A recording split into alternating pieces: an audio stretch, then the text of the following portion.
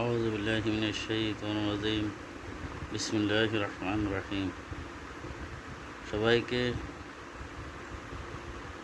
পবিত্র ঈদুল আজহার অগ্রিম সালাম, শুভেচ্ছা ও অভিনন্দন। সকল প্রবাসী ভাইকে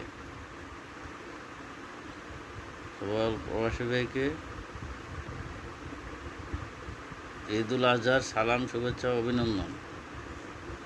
আপনারা সবাই কেমন আছেন?